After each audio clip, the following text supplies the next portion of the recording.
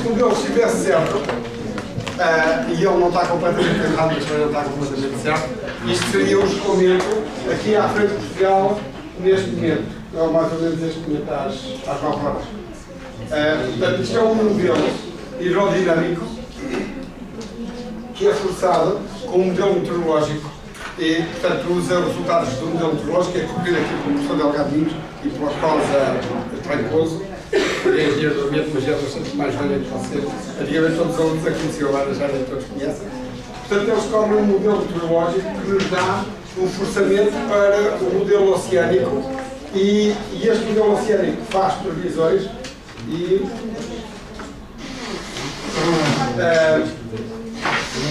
faz previsões para 3 dias. Se vocês quiserem saber como é que vai ser amanhã, em princípio está cá. Amanhã, ao meio-dia.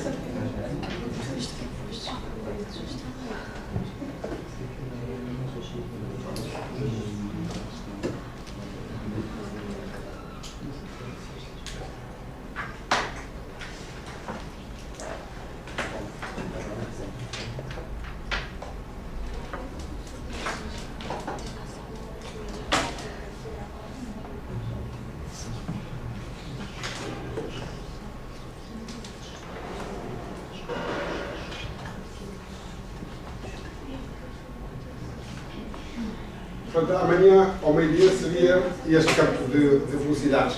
Depois, isto pode ser usado, aliás, isto é um modelo, que depois vou-vos falar, é um modelo paroclínico. Isto é, vocês sabem que a água fria é mais densa, a água quente é menos densa. Portanto, se puserem água fria, se tivessem 2 reservatórios,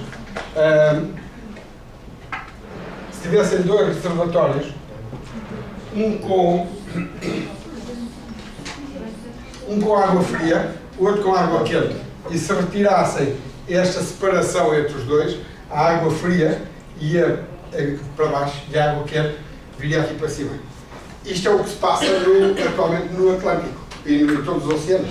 Portanto, nós temos um reservatório de água fria, que é o Polo, temos um reservatório de água quente, que é o Equador, e, portanto, a água está à superfície, em contínuo, das zonas tropicais para as zonas polares, e das zonas polares a vir pelo fundo para as zonas tropicais.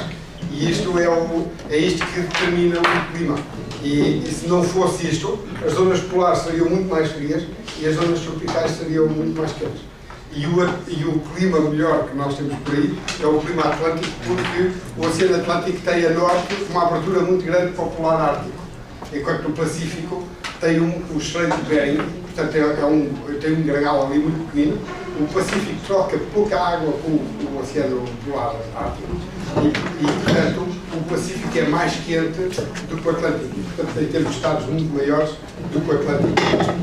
E à mesma latitude, o Pacífico é mais frio, ou as terras, os continentes, portanto, as zonas do Pacífico à mesma latitude são mais frias do que na Europa, e na Europa elas são mais quentes, são mais frias do que no Atlântico. E na Europa elas são mais quentes do que nos Estados Unidos. Nós aqui temos a corrente quente do Golfo, não é? E eles lá têm a corrente fria do Labrador. Portanto, isto é mais ou menos assim, mas não é só assim. Isto complica-se mais, porque como a Terra roda e isso dá origem a um efeito, que é o efeito Coriolis, e por outro lado, além da Terra rodar, ainda temos o vento a soprar por cima, a baralhar isto. Portanto, há 3 efeitos importantes no movimento da água dos oceanos. Um é este, que é o efeito da densidade. Esta é a chamada circulação termoalina, termo de térmica e alina de sal, porque o sal muda a salinidade também, muda a densidade, tanto ou mais do que a temperatura, e depois temos o vento à superfície. Portanto,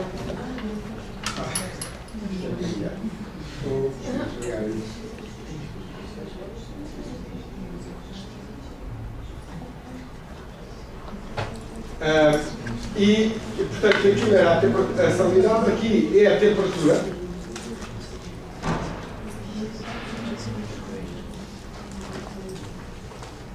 Portanto, isto aqui é a temperatura e, como vocês sabem, aqui em Portugal, a temperatura tende a ser mais fria junto à costa do que ao largo. Isto no verão é nítido, porque o vento norte é o promotor deste efeito, mas de inverno o vento também sopra de norte e, portanto, este efeito ainda existe. Não é tão acentuado, mas também existe. E podemos calcular a salinidade. Portanto, este modelo tem que ter, no mínimo, a temperatura e a salinidade, porque a temperatura e a salinidade modificam a densidade e são responsáveis por este escoamento. E, portanto, tem que ter temperatura e salinidade e tem que ter o vento à superfície. E, portanto, este modelo, agora em cima deste modelo, ou com base neste modelo, nós podemos fazer modelos para a parte ecológica. Portanto, podemos calcular o fitoplâncton e depois, a partir do fitoplâncton, podemos ter esperança de chegar até os peixes, porque os peixes têm que ser alimentados com qualquer coisa. Pronto, depois mostro-vos mais umas coisas disto ao longo do semestre. Portanto, aqui este modelo para mim é o topo, é o culminar de 20 anos de trabalho nestas coisas. Portanto, atualmente temos isto a funcionar. Isto faz parte de há um projeto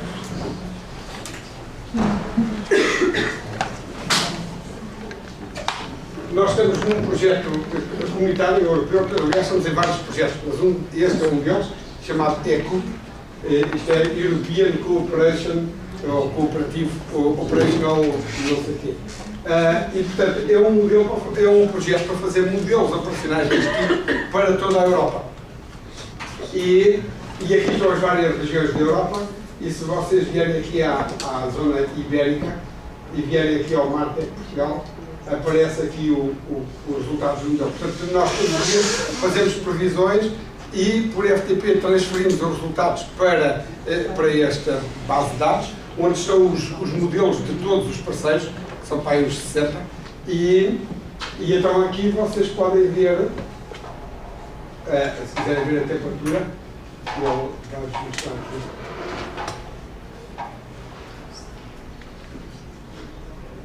O defeito destes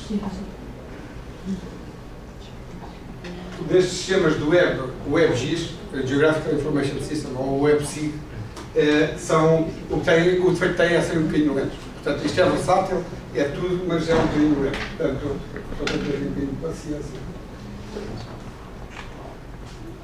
Mas, portanto, estes mesmos resultados que eu vos mostrei,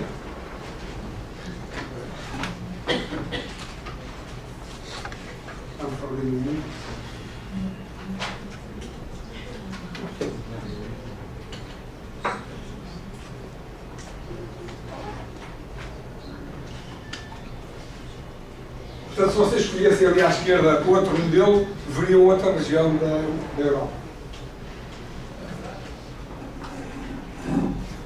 E agora aqui, vocês podem escolher, este modelo calcula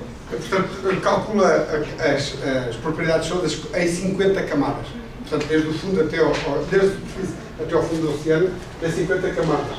E estas camadas são escolhidas de maneira mais ou menos, não vou dizer que é arbitrária, mas a pessoa diz daqui até aqui quer tantas camadas, daqui até ali quer tantas camadas, e então as profundidades a que o modelo calcula são um bocado esquisitas. Aqui são 455,95, não sei quantos metros.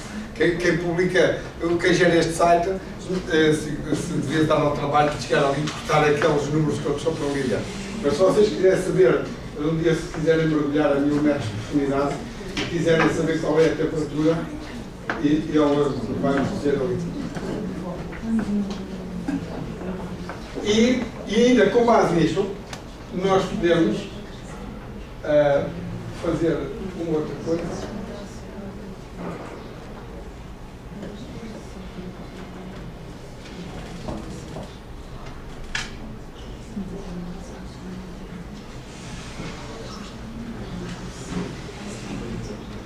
Isto é um outro projeto, este é um Interreg. É um projeto que tem vários parceiros aqui da parte atlântica. Este aqui é sobre a parte atlântica da Europa. Este é coordenado por nós aqui no técnico. E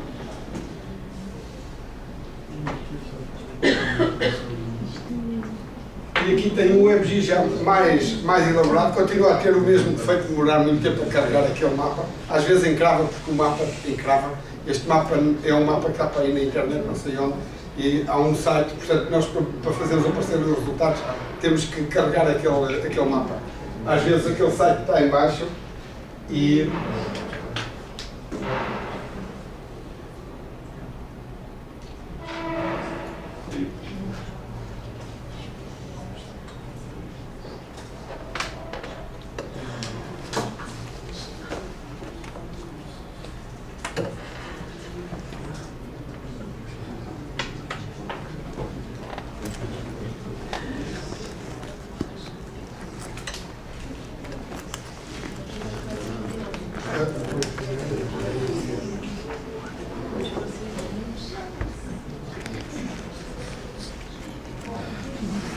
agora aqui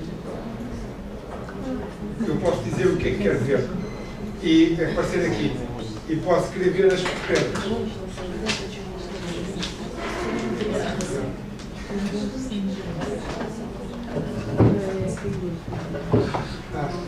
De vez em quando dá-me aqui um erro. Portanto, aqui vocês podem vir aqui escolher a informação que querem ver neste mapa. E aparece-vos a mesma informação que eu vos mostrei, a diferença. Ele agora...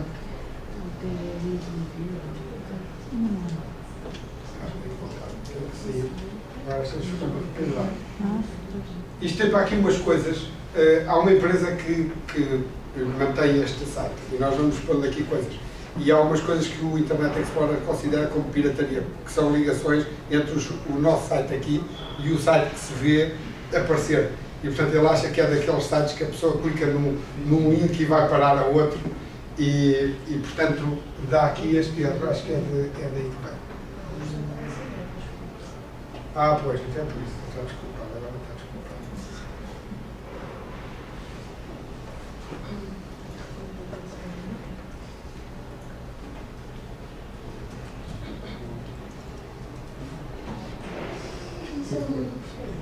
Este é um número.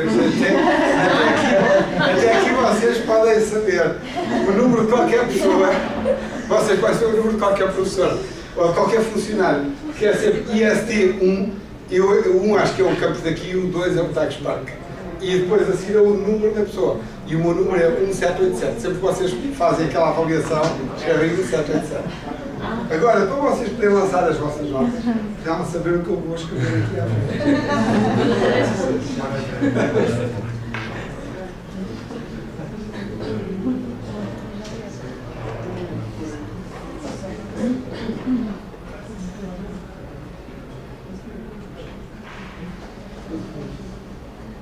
Mas deve haver para aqui um problema qualquer, porque ele não me devia ter posto fora, estava ligado.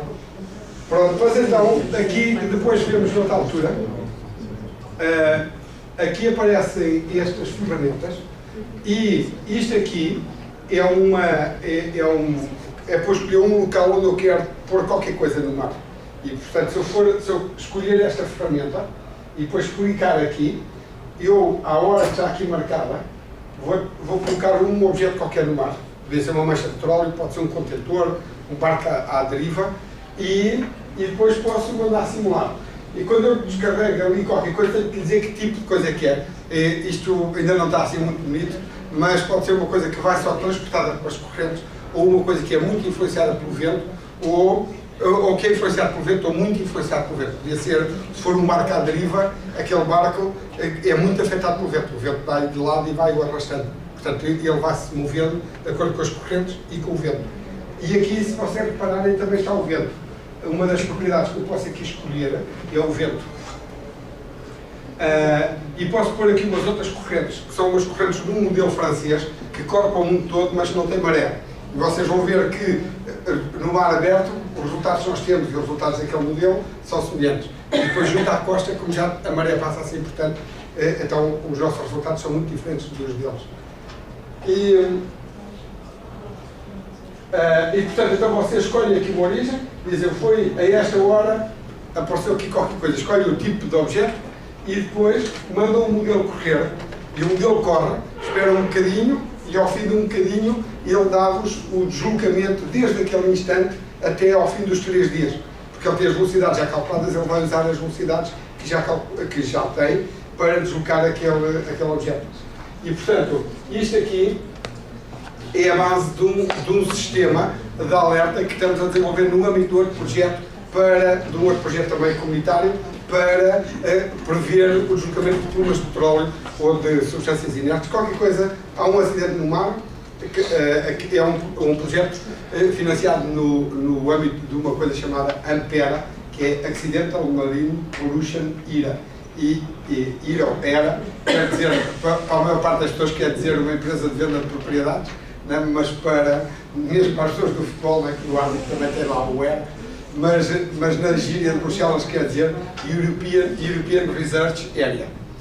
Portanto, e há aí uma quantidade de programas que acabam em ERA, que tem o Marine ERA, que tem coisas do mar, é uma rede para coisas do mar, enfim, há uma quantidade de coisas. Ok, portanto, então isto é para vos mostrar para que é que isto é. Depois vou-vos mostrar outras coisas noutros dias. E estas pessoas estão na internet e que a pessoa... ainda aqui, agora também não posso mostrar, mas também está aqui um modelo de ondas. Os modelos de ondas, isso também pode ser acedido a partir daqui. Os modelos de ondas são atualmente modelos muito... qualquer um pode implementar. Portanto, são modelos... As ondas são um processo complicado, mas os modelos são relativamente simples. E então, desde que os americanos puseram um modelo na internet que é muito fácil de implementar, portanto o modelo é complicado, mas a utilização é que é simples, porque para vocês terem ondas só precisam de ter vento. Portanto, se vocês disserem, a onda normalmente não chega ao fundo, não é? Portanto, no oceano de 5 mil metros, lá embaixo não há problemas com as ondas. E só à superfície é que há. Há uns anos, não sei se vocês sabem que os peixes de enjoam. Os peixes. Uma coisa que eu aprendi há tempo. Os peixes de enjoam. E quem me explicou que os peixes de enjoam foi uma pessoa que trabalha com pisciculturas. E as primeiras gaiolas que fizeram para criar salmões eram gaiolas que tinham uns metros de profundidade, não sei quantos, aí 5, 10 metros de profundidade, tinham ali os salmões e aquilo até era prático, os salmões estavam cá em cima, para os apanhar é muito mais fácil do que ir buscá-los lá mais fundo. Simplesmente os salmões ficavam esquisitos quando havia temporais. Então descobriram que os salmões enjoavam e que na natureza, quando os salmões estão livres, quando há ondas, eles mergulham, vão lá para baixo para um sítio onde já não se sentem as ondas e não enjoam. Mas se nós os mantivermos no sítio onde a água anda para baixo e para cima, eles daqui a um bocado estão a vomitar como qualquer marinheiro. E então agora as gaiolas para produzir salmões vão até uma profundidade suficiente para o salmão se poder proteger dos temporais. Portanto, então as ondas não criam correntes abaixo de uma profundidade para aí dos 50 metros, 100 metros, para uma onda produzir velocidades a 100 metros já tem que ser uma onda muito grande. E portanto a pessoa nem precisa saber a batimetria do oceano nem nada. E portanto precisa saber onde estão as costas, só precisamos saber a topografia para saber a geometria das costas. Portanto, se a pessoa descarregar um modelo destes da internet e lhe der o campo de ventos, tem logo as ondas. E nós temos aí um modelo de ondas também a funcionar, que foi um engenheiro do ambiente, também já acabou por estar por 5 ou 7 anos, se calhar, que pôs aquilo a funcionar assim aos bocadinhos. Ok, então vamos lá ver como é que isto se faz. Nestes modelos, como é que se fazem.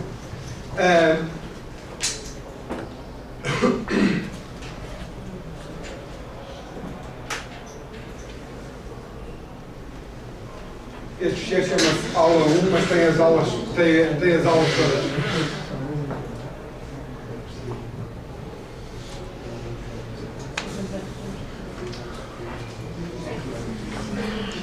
Então, nós na última aula já projetei este slide e disse-vos que nós queremos resolver equações diferenciais e para resolvermos as equações diferenciais nós podemos utilizar séries Taylor. Portanto, as séries Taylor relacionam o valor num instante com o valor num instante vizinho, portanto, e as derivadas, portanto, as várias derivadas. Ou dizer de outra maneira, se eu conhecer o valor de uma função num instante. E se conhecer todas as derivadas temporais daquela função, eu posso calcular o valor da função em qualquer instante. Portanto, era o boneco que eu aqui tinha posto. E eu conhecer o valor da propriedade no instante T1, tenho aqui um valor Z. Se eu conhecer todas as derivadas, eu posso calcular o valor num instante qualquer T1 mais ΔT. Portanto, isto é uma coisa que toda a gente costuma fazer quando se faz extrapolações. As pessoas costumam fazer mesmo sem ter ouvido falar série externa. Isto é, se a pessoa souber o valor aqui e souber que, se a pessoa só conhecer o produto interno em Portugal e disser o produto vai crescer 3%, a pessoa sabe logo, sabendo o valor do produto interno este ano, sabendo que ele vai crescer 3%, a pessoa diz que para o ano vai ser isto. E, portanto, quando eu digo que vai crescer 3%, eu estou a ajustar uma reta ao meu produto interno. E, portanto, normalmente estou a fazer uma extrapolação. A pessoa que está a dizer, isto agora está a crescer a 3% e eu acho que vai continuar, ou está a crescer. Portanto, as pessoas fazem uma extrapolação. Isto é, se eu conhecer o valor da função aqui e conhecer a tangente deste alfa, se eu conhecer a tangente à curva aqui, eu posso saber, posso estimar quanto é que vou ter ali. A tangente à curva é a primeira derivada. Portanto, e sei que esta altura aqui, eu vou ter aqui um ΔC, que é igual a ΔT vezes a tangente de alfa. E a tangente de alfa é a primeira derivada. Portanto, na série, é isto que a série de Taylor me diz. Diz que, se eu conhecer o valor da função num ponto e a primeira derivada, eu posso fazer uma estimativa de quanto é que vou ter ao fim do intervalo de tempo. Portanto, para os economistas, eles só conhecem a primeira derivada e, portanto, aquilo é uma extrapolação sempre simples e tal. Depois corrigem, passado pouco tempo vão corrigir. Para a pessoa ter a solução exata, na realidade nós precisamos mais do que a primeira derivada. Nós precisamos da segunda, da terceira, precisamos de todas as derivadas.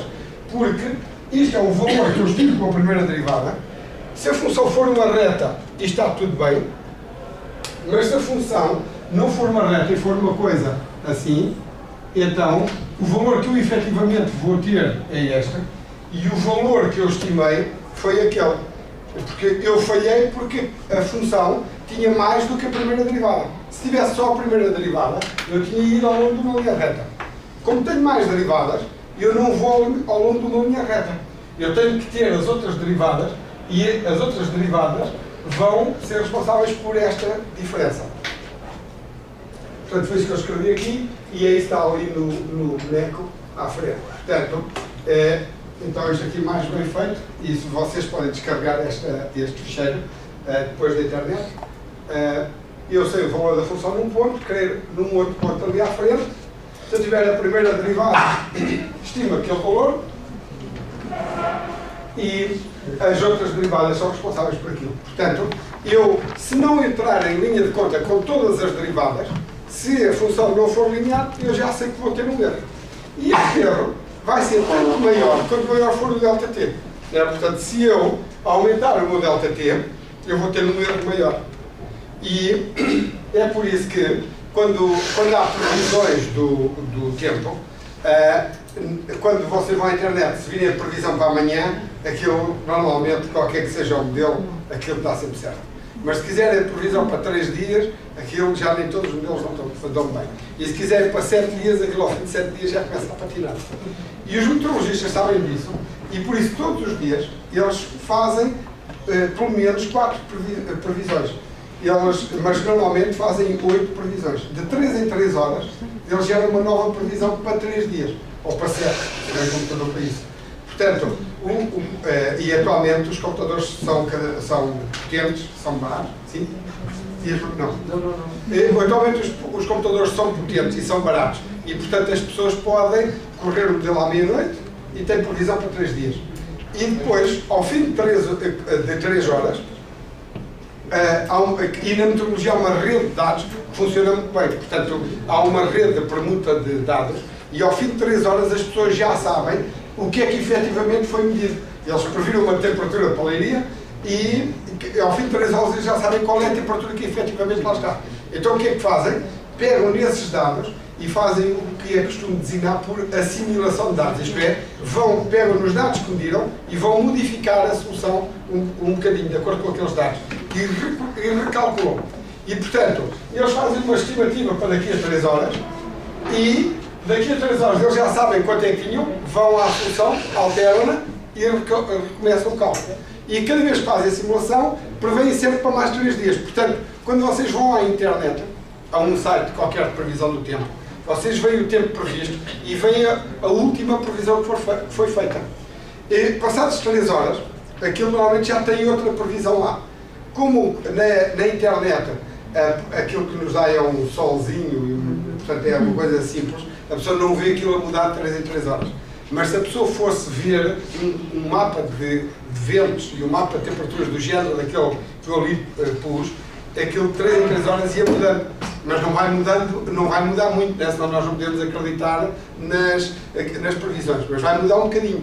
E então, o objetivo de correr de 3 em 3 ou de 6 em 6 horas é ir corrigindo sempre os valores e a pessoa quer evoluir ao longo desta curva, é a curva que nós efetivamente vamos ter, e nós partimos do ponto em que estamos, fazemos uma previsão, depois vamos medir, corrigimos a nossa previsão e recomeçamos, e aquilo vai sempre a desviar, mas vai sempre a ser puxado para a solução.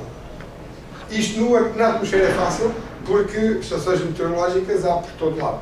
O tempo é uma coisa que faz muita falta.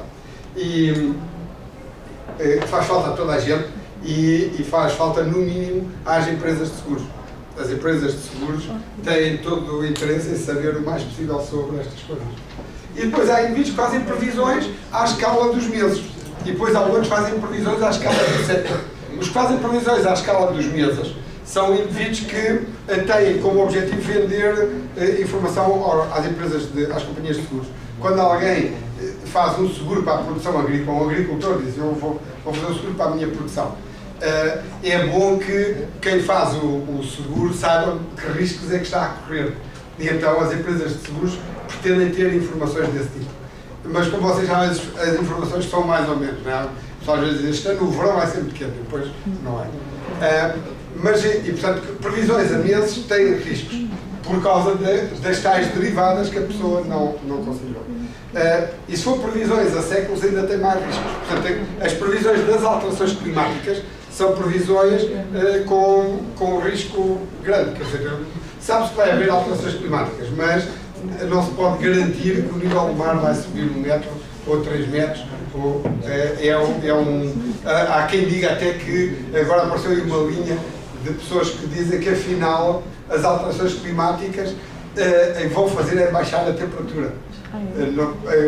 Que é uma coisa esquisita. Não acredito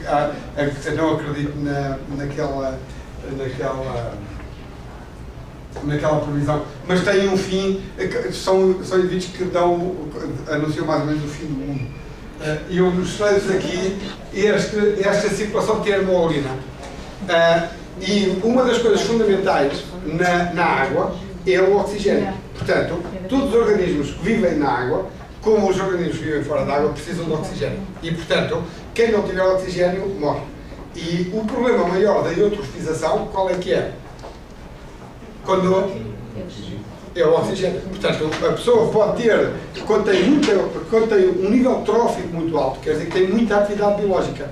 Como tudo quanto é organismo respira e precisa de oxigênio, então, se eu tiver muita atividade biológica, vou ter que garantir muito oxigênio na água. Ora, o que é que acontece com o oxigênio na água? O oxigênio que está na água, ou veio da atmosfera, e vem através da superfície livre, ou foi produzido dentro da água. E para ser produzido dentro da água, é produzido pelos produtores primários, pelas algas verdes. Então, essas algas produzem oxigênio, mas também só produzem na camada de cima do oceano. A 100 metros de profundidade já não há luz. E, portanto, quando eu vou ao Atlântico, que tem 5.000 metros de profundidade, eu tenho a minha fábrica de oxigênio nos primeiros 100 metros. Ou é oxigênio que vem da atmosfera, ou produzido ali. Então, cá embaixo eu não tenho oxigênio. Mas, se vocês forem comprar peixe espada preta e perguntarem à peixeira onde é que aquilo é apanhado, ele souber, vai dizer, isto é da Madeira e é 2.000 metros de profundidade. E há tempos descobri que aí ouvi falar de um peixe, uma tese de mestrado sobre o peixe-relógio. O peixe-relógio era um peixe sem valor comercial, mas agora tem valor comercial. E é pescado a 600 metros de profundidade. Portanto, esses organismos que vivem a 600 metros, a 2.000 metros, há baleias que conseguem mergulhar até 2.000 metros de profundidade. Elas vão lá, não é para ver a paisagem, porque aquilo está tudo às escuras, não vê nada. E, portanto, elas verem lá mais, só para ir à procura de comida. E, portanto, é porque alguém lá vive. E, portanto, lá há oxigênio. Então, como é que o oxigênio vai da superfície do oceano para o oceano profundo?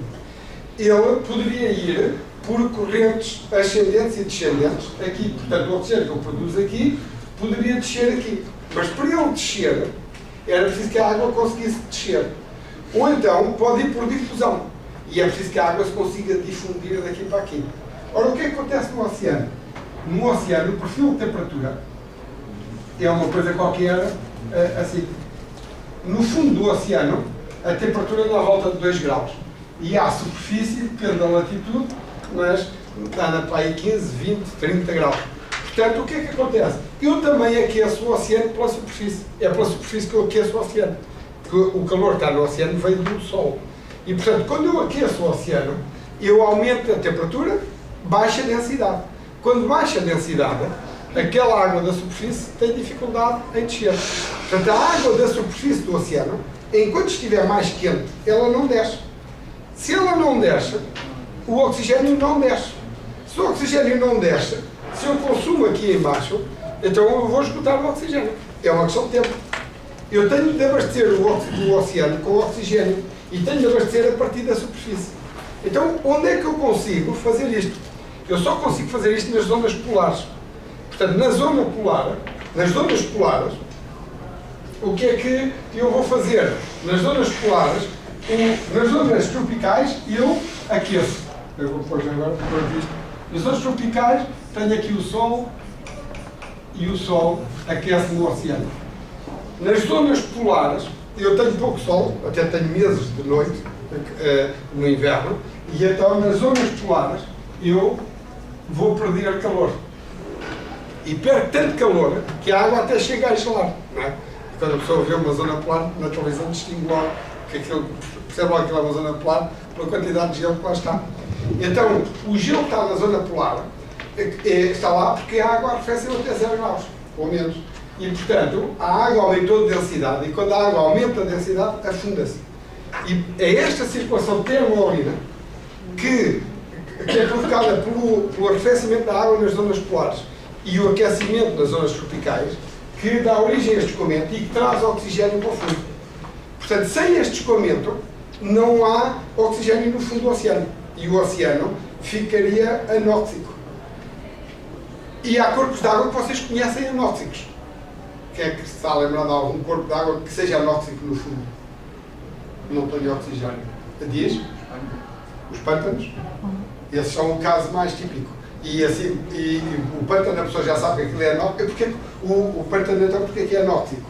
É anóxico porque não tem este mecanismo, ele é pequeno e, portanto, aquilo está todo à mesma temperatura, a superfície está toda à mesma temperatura, não há água a afundar-se e tem muita matéria orgânica lá embaixo, tem muito consumo de oxigênio. Depois há umas águas que nós não queríamos que fossem pântanos, mas que às vezes se tornam, que são as albufeiras. Portanto, nas barragens, nós também, aquilo é um lago, tem profundidades para aí 20, 30, 50 metros, 70 metros e também tem uma superfície baixa e também podem ficar sem oxigênio lá embaixo. E, portanto, podemos ter ali um problema. Então, no oceano, este é um mecanismo de fornecimento de oxigênio às camadas profundas do oceano.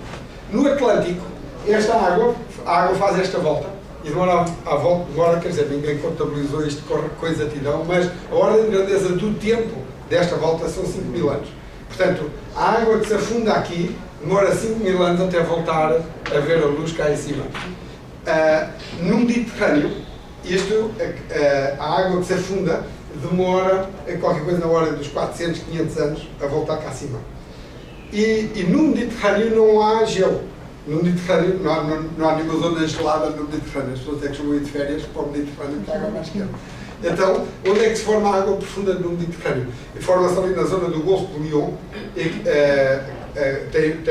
terra tem os Alpes, e depois tem os Pirineus, em França, e há um vento que passa, de inverno, por ali, passa por cima dos Pirineus e dos Alpes, e arrefece a temperaturas muito baixas, porque ele está coberto de neve, não é? As pessoas costumam fazer ski para aquelas zonas, ski boa, ou dos Alpes ou dos Pirineus, e portanto, o ar ali arrefece muito, e não me lembro agora do nome desse vento, mas, portanto, esse vento sopra depois sobre o Mediterrâneo, que tem a superfície toda bastante quente, mas naquele sítio onde passa aquele jato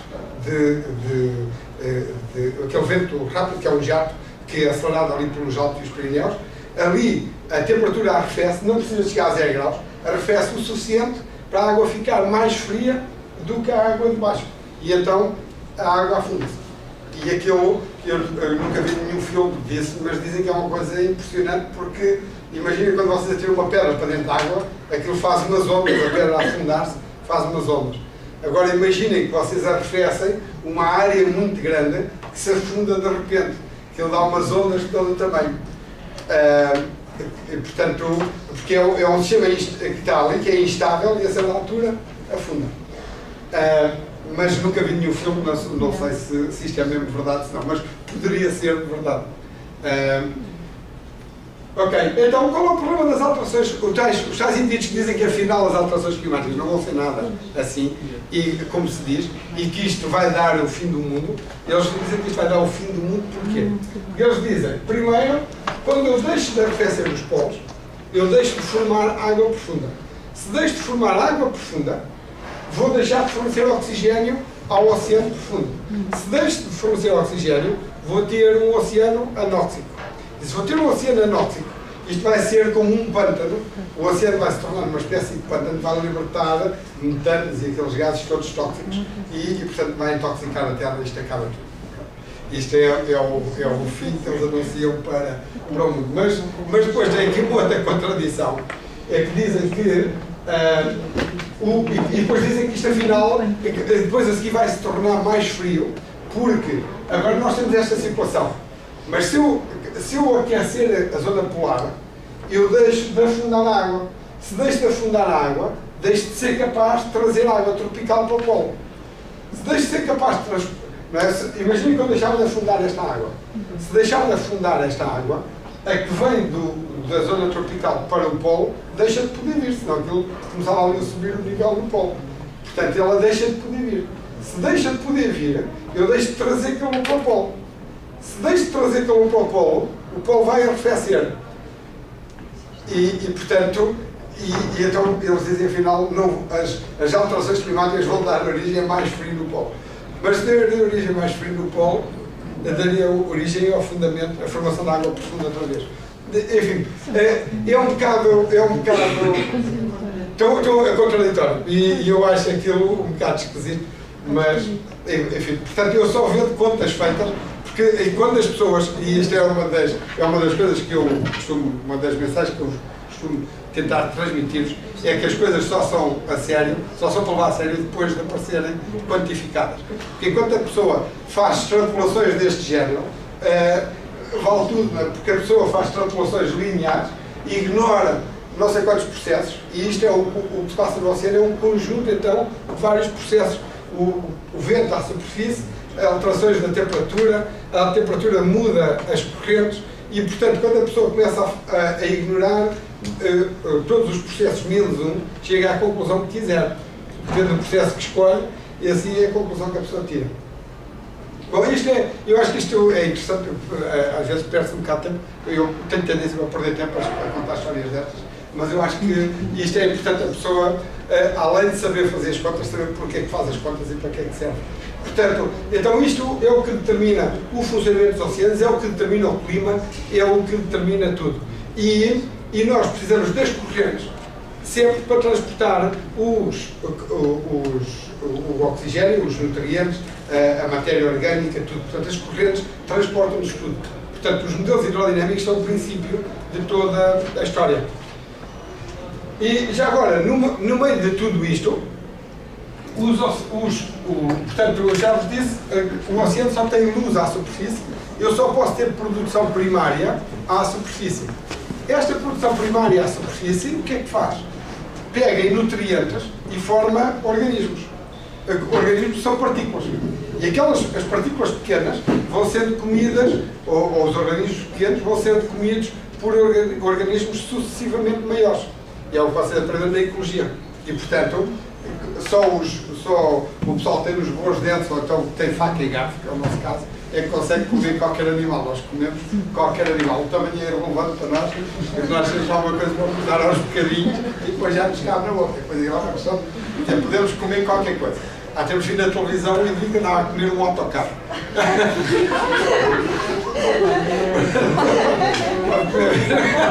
Estava a comer um autocarro de 2 andares. Era a missão dela. Era em inglês, tinha como missão comer um autocarro de 2 andares. Todos os dias limpava um bocadinho e comia as andares. E portanto, nós desde que cortemos o organismo, comemos qualquer um, mas na natureza, normalmente, o organismo só come aquele que lhe cabe na boca. E, portanto, as partículas vão ficando, começam por ser muito pequeninas, são os produtores primários, depois o zooplâncton já é um bocadinho maior e come aquelas partículas, depois vêm os peixinhos cada vez maiores a comerem-se uns aos outros, até que a baleia come qualquer peixe. E portanto, estas partículas vão-se afundando. Vocês lembram-se que nós falámos, era uma pergunta do exame de fluidos, que era se as partículas maiores caem mais depressa, mais devagar do que as partículas mais pequenas. E as partículas maiores, vocês sabem que caem mais depressa. Portanto, eu vou fazendo partículas cada vez maiores e a certa altura elas afundam. E o tal peixe, espada, que vive a 2000 metros de profundidade, ele alimenta-se deste material que se vai afundando no mar. É daí que vem a fonte de comida dele.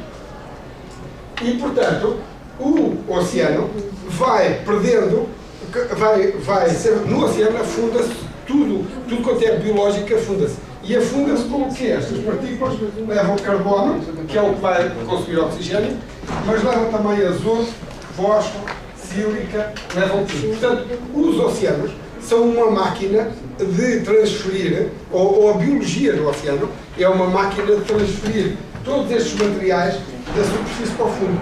E, portanto, a superfície do oceano vai sendo cada vez mais pobre e o fundo vai sendo cada vez mais rico. É no fundo dos oceanos que nós temos a grande maioria dos nutrientes minerais. E aquilo que está lá está inerte, porque não havendo luz do sol, não há nenhum organismo que consuma o nitrato, o fosfato e os silicatos que estão no fundo do oceano. Ninguém consome. Isso é consumido quando vem à superfície. Depois eu falo-vos disso. Então, voltando aqui à nossa questão, portanto, então como é que nós vamos, isto, depois desta motivação toda, espero que agora vocês sejam desejosos de saber como é que isto faz.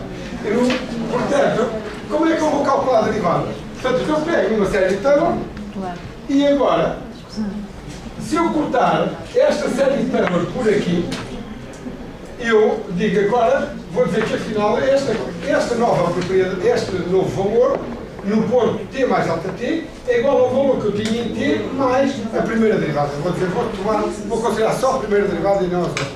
E então, esta equação fica truncada. E eu digo que tenho um novo valor igual ao anterior, mais a primeira derivada vezes o delta t, mais termos que são da ordem de delta t ao quadrado. Isto é, mais termos em que o primeiro é multiplicado por delta t ao quadrado, o segundo por delta t ao cubo e por aí adiante. E agora eu daqui posso explicitar uma expressão para a derivada. Eu posso dizer a primeira derivada é o valor da função em t mais delta t menos o valor da função em t sobre delta t mais termos que agora estariam a multiplicar por delta t, porque quando eu divido esta equação por delta t, este delta t ao quadrado fica delta t. Portanto, eu estou a dizer que tenho aqui uma expressão para a primeira derivada que é calculada com precisão de primeira ordem. Portanto, tem precisão de primeira ordem, isto é, os termos que eu eliminei estariam a multiplicar por delta-t no cálculo daquela derivada. E, portanto, eu sei que tenho algum erro. Eu não percebo porque é que ali é mais delta-t e não menos. Porque mais ou menos, umas vezes isto aqui, certo, ali, mais ou menos, eu não sei qual é o sinal da outra derivada, portanto, mais termos que seriam multiplicar por hora delta t. É um erro, eu não sei se é por excesso, é por defeito, depende do sinal daquelas derivadas. Portanto, é um erro da ordem de delta t. Portanto, eu ali por acaso pus aquela curva assim, portanto estava com um erro por excesso, estava a calcular por excesso, mas se estivesse na parte descendente, estaria a calcular por defeito. Portanto, é um erro da ordem de delta t. Este método, é um método que vamos ver mais adiante, que é um método explícito, e você ainda não percebe porquê, mas depois vão perceber. É um método explícito. A derivada é calculada à esquerda, isto é, eu estou a calcular a derivada no instante t. Portanto, eu tenho aqui duas variáveis que me definem um intervalo de tempo. Tenho uma variável em t e outra em t mais delta t. Portanto, tenho um intervalo delta t. E naquele intervalo, eu posso calcular a derivada do lado esquerdo ou do lado direito, ou poderia calcular ao meio. Esta é calculada à esquerda. Todas as derivadas eram calculadas no instante t. Eu estava a dizer, eu conheço a variável em t e as derivadas em t. E chego a esta expressão. E portanto, estou a calcular a derivada no lado esquerdo do intervalo. E estou a ignorar termos que iam aparecer multiplicados por delta t. Portanto, o erro do cálculo aumenta quando o passo do tempo aumenta, né? Portanto, quando o delta t aumenta, já sei, era aquilo que eu vos dizia há um bocado, já sei que o erro vai ser maior. Mas eu podia fazer um cálculo ao contrário. Eu podia dizer, eu conheço o valor no instante t mais delta t e agora eu quero é saber quanto é que eu tinha atrás. Eu conheço a temperatura agora e queria saber quanto é que eu tinha ontem. É uma coisa, vocês vão dizer, isso não serve para grande coisa. Realmente no tempo não tem grande interesse, mas se for no espaço já tem. Eu tenho as propriedades aqui e quero saber o que é que eu tinha do lado esquerdo. E isso aí, no espaço já tem interesse eu falar da derivada do valor da função à esquerda. E portanto, eu souber em t mais delta t e as derivadas todas em t mais delta t, eu também posso fazer exatamente a mesma conta. Corto tudo dali e obtenho uma expressão também para a derivada, que é exatamente igual, e tem um erro também de precisão de primeira ordem, ou tem uma precisão de primeira ordem, mas neste caso eu estou a calcular a derivada do lado direito. Então, isso parece uma chinesice, porque se eu dar tudo igual, porque é que eu preciso falar do lado esquerdo e do lado direito quando estou a falar do tempo? Preciso falar porque isto vai-me aparecer numas equações. E se eu calcular, eu tenho isto aqui igual a qualquer coisa. Se eu disser que calculo esta derivada no instante t, estas derivadas aqui têm que ser calculadas em que instante? Em t também. Eu tenho uma equação que diz que isto mais isto é igual a não sei o quê. E eu sei que todas estas derivadas mudam no tempo. Então, se eu calculo esta em t, eu também vou calcular estas aqui em t. E, portanto, é daqui que vem o método explícito, isto é, eu vou calcular aqui a nova variável, se em t mais delta t, é igual, ou num ponto qualquer, é igual a c no ponto t mais delta t vezes o menos dj, dc, dxj, esta coisa toda. Portanto, o novo valor da função vai ser igual ao valor anterior mais estes contributos todos. Porque a concentração varia, porque tem advecção, porque tem difusão, porque tem produção. E, portanto, quando eu digo que isto é no instante t, então, isto significa que tudo isto é calculado no instante t. E isto dá-me um método explícito porquê? Dá-me um método explícito porque eu no instante t, eu neste momento, tenho que, sou suposto saber tudo. Portanto, eu, se quiser prever o tempo para amanhã, eu tenho de saber o tempo agora em todo o lado. Porque se eu só souber o tempo aqui, suponhamos que o vento vem de norte. Se o vento vier de norte e eu não souber como é que está o tempo a norte, eu nunca vou saber como é que o tempo vai estar aqui amanhã. Porque o tempo a norte e uma velocidade de um vento de norte dá-me origem a um termo de advecção. Eu tenho de saber calcular este termo. Para eu saber calcular este termo, preciso saber a velocidade e preciso saber o valor da propriedade no espaço. E, portanto, este método aqui, quando eu calculo isto em t, calculo todas estas derivadas em t. O método é explícito. Se eu calcular ao contrário, se calcular a derivada em t mais ΔT, então eu tenho que calcular estes termos todos em t mais ΔT. E se calcular aqueles termos, para calcular aqueles termos todos em t mais ΔT, eu tenho que conhecer a solução em todo o lado em t mais ΔT. Isto é, se eu disser que a temperatura aqui vai depender da temperatura que vai estar amanhã em Espanha, se a temperatura amanhã depender da temperatura amanhã em Espanha, eu antes de saber quanto é que vou ter aqui, tenho de saber quanto é que vou ter amanhã em Espanha. E, portanto, o método fica implícito. E vamos ver que é mais difícil de resolver, porque tem mais contas, mas resolve. E, portanto, os métodos implícitos calculam a derivada do lado direito do intervalo, portanto, calculam as derivadas todas em t mais dt. Também têm precisão de primeira ordem e, portanto, não são mais precisos do que os métodos explícitos. Os métodos implícitos têm uma precisão que é, ou têm erros semelhantes aos métodos explícitos. E são mais difíceis de resolver. Então, qual é a vantagem? Vamos ver que a vantagem é uma vantagem numérica, tem a ver com a estabilidade do modelo. Nós vamos ver que os modelos, umas vezes dão resultados, outras vezes não dão. Os métodos implícitos dão resultados com mais facilidade. E depois, pronto, isto é o que eu acabei de dizer, mas eu também podia calcular a derivada, não à esquerda, nem à direita, mas no centro do intervalo. E se eu calcular a derivada no centro do intervalo, isto fica mais preciso. Vou-vos mostrar aqui. Então, como é que eu poderia calcular a derivada no centro do intervalo? Eu posso dizer que a concentração em t mais ΔT é igual a concentração em t mais ΔT sobre 2. Portanto, eu vou dizer, se eu quiser no centro do intervalo, eu agora venho aqui a esta concentração, ao valor da propriedade no centro do intervalo, e vou relacioná-la com o valor que eu tenho à direita e com o valor que eu tenho à esquerda. Portanto, eu vou dizer que em t mais ΔT, eu tenho o valor que tenho aqui, mais, e a expressão é igual, simplesmente agora a distância já não é ΔT, mas é ΔT sobre 2, e fica igual. E posso relacionar o valor à esquerda com o valor no centro do intervalo, exatamente da mesma maneira, com menos ΔT sobre 2.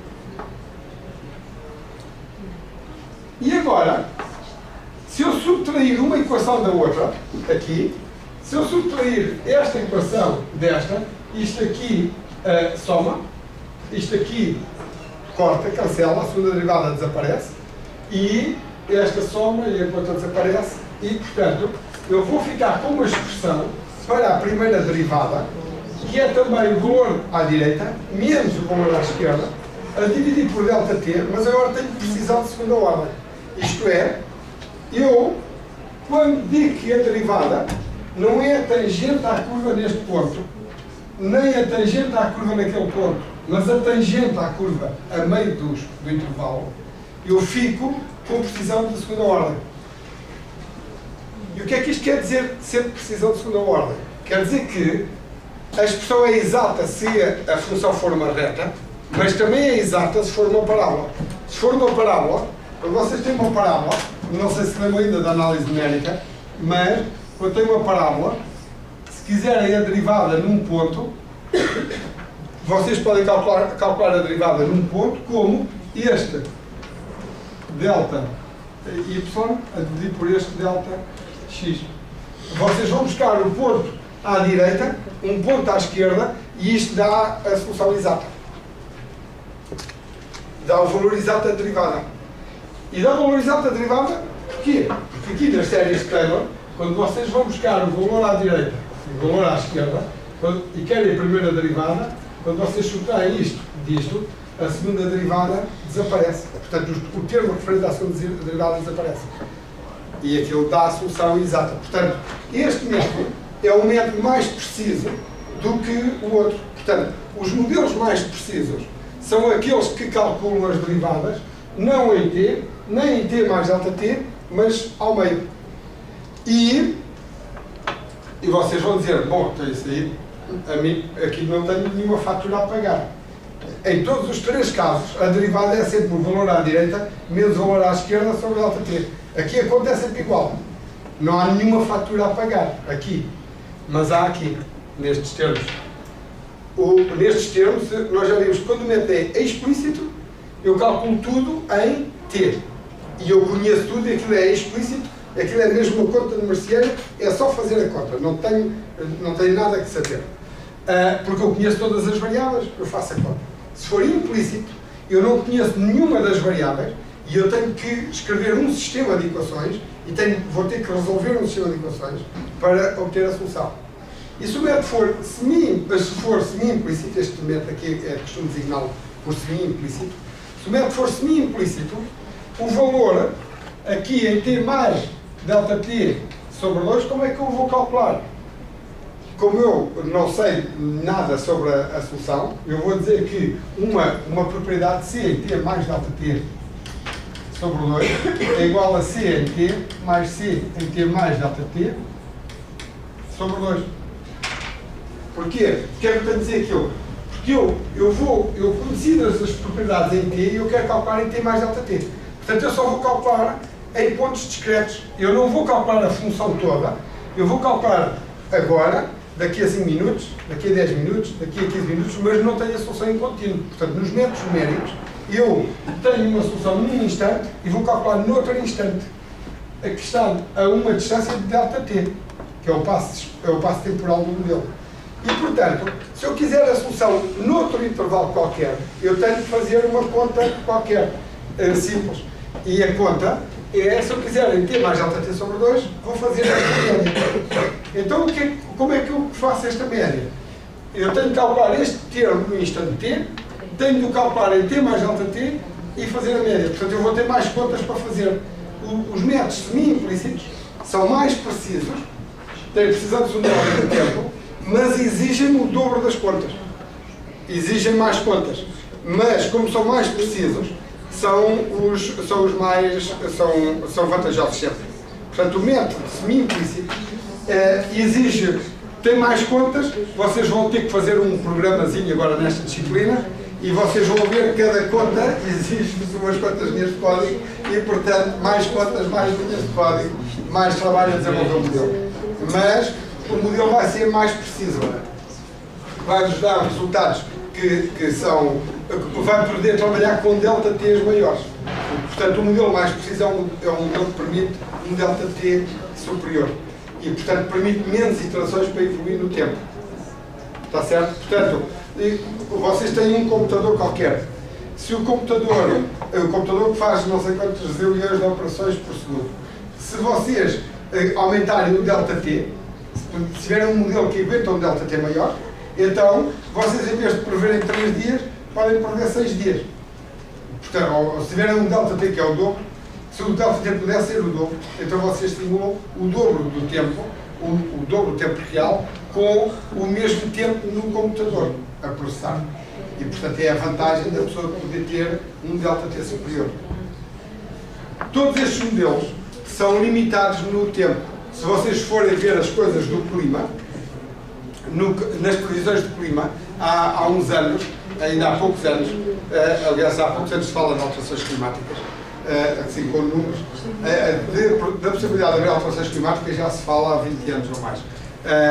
Mas aparecerem números e há menos tempo. E as primeiras previsões diziam daqui a 30 anos vai ser qualquer coisa.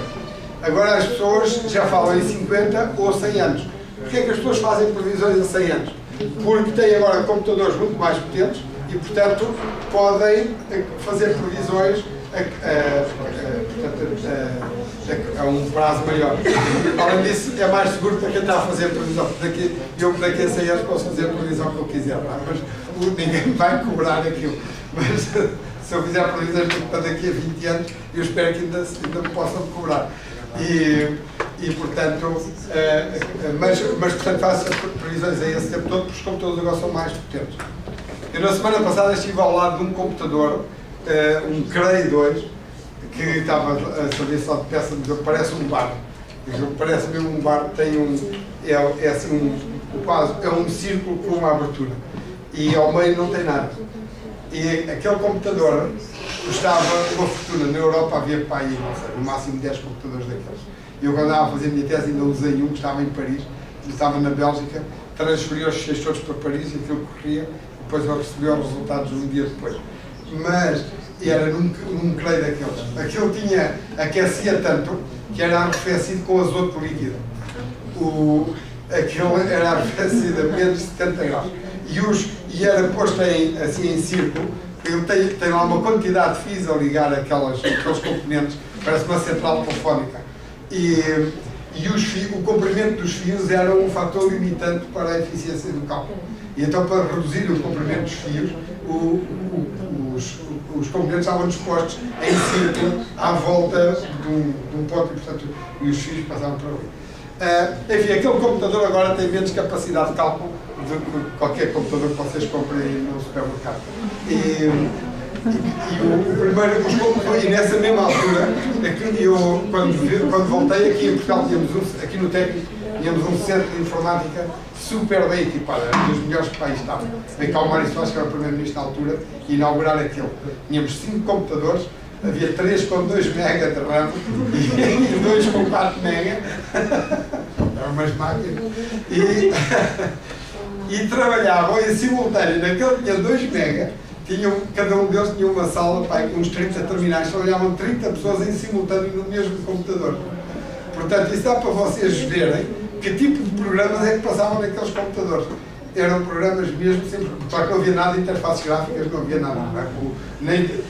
Em cada uma daquelas salas tinham 30 terminais, tinham para aí 2 ou 3 terminais que faziam gráficos, mas um gráfico eram linhas em que se viam todos os pixels. A pessoa via os pixels não era como agora. Portanto, agora os computadores não têm nada a ver, uma boa parte da memória dos computadores vai para as interfaces gráficas. E para gerir todo o sistema operativo. Portanto, antigamente, um computador era um instrumento para pessoas especiais. Havia umas pessoas que sabiam trabalhar com os computadores, que eram os eleitos. E a generalidade das pessoas não distinguia muito bem um computador de uma televisão. Aquilo era assim, uma coisa parecia que tinha um ecrã e tal, e havia o teclado que fazia ali um bocado de diferença. Mas, atualmente, como os computadores têm muito mais memória, muito mais capacidade de cálculo, o computador faz muito mais coisas pelo utilizador e, portanto, a maior parte do recurso do computador é para o sistema operativo e é para tornar aquilo fácil de usar. E agora a pessoa vê na televisão todos os dias uma velhinha qualquer que usa o computador para fazer não sei o quê, porque ela vai lá e aponta, não sei o que, faz qualquer coisa. E é isso, é para aí que vai a maior parte do hardware para ajudar a usar. Ok, então, portanto aqui as derivadas são calculadas no centro, temos precisão de segunda ordem e portanto este sistema é mais preciso. Este, como é que era suposto notar aqui? Portanto, o método explícito eu faço, evoluo ao longo desta linha.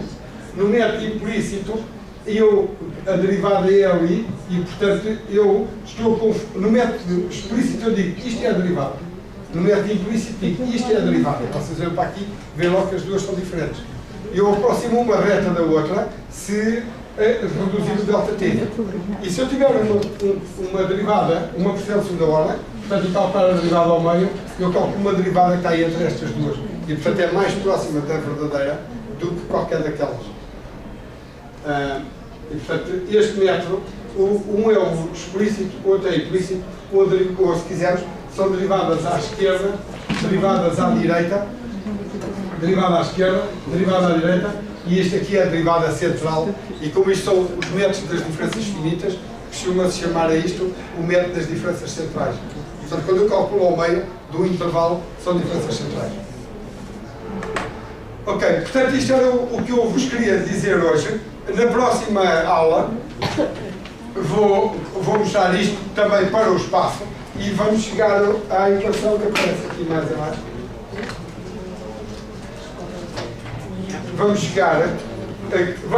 Vou-vos mostrar então que nós transformamos a nossa equação diferencial numa equação algébrica, e esta equação algébrica é uma equação que o computador resolve. Portanto, os computadores fazem contas algébricas E, portanto, nós transformamos as derivadas em contas destas portanto, isto depois é fácil de fazer.